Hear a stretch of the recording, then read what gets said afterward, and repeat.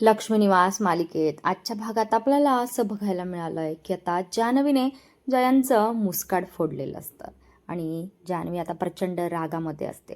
ती आईबाबांना म्हणते की आईबाबा, मला हा जयंत कानेटकर अजिबात आवडत नाही. त्याचं वागणं अजिबात मला आजचं आवडलं नाही. त्याला एवढे मॅनर्स नाहीत की एखाद्या मुलींसोबत कसं वागायचं असतं. त्यांच्या परवानगीशिवाय त्यांना रंगसुद्धा लावायचा नसतो.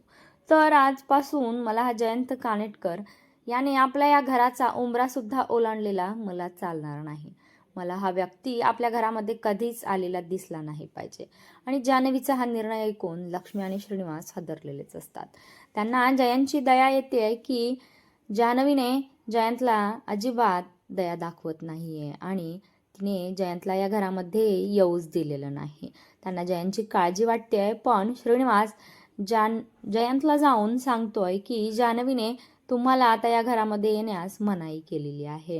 हे ऐकून जयंत मात्र एकदम लाईटली श्रीनिवासला म्हणतो की ठीक आहे बाबा, मी आता या घरामध्ये पुन्हा कधीही पाय ठेवणार नाही. पण याचा अर्थ असं नाही की मी जानूला विसरून जाणार आहे.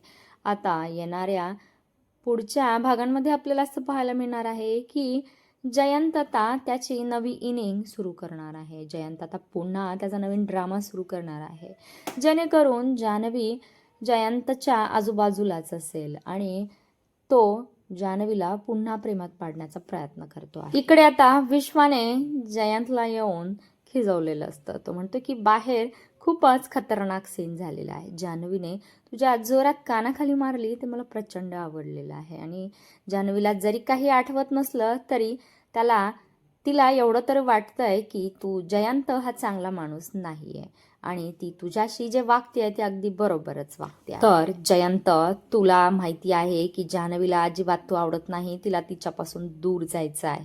तू तिच्या पाठीमागे का लागला आहेस हे मला सांग. आणि तू मूर्खपणा सोडून दे आणि एवढं लक्षात ठेव की जान्हवी तुझ्याकडे कधीच परत येणार नाही. मी त्या दिवसाची वाट बघतोय जेव्हा जान्हवीला सगळं आठवेल आणि ती तुझा त्याग करेल.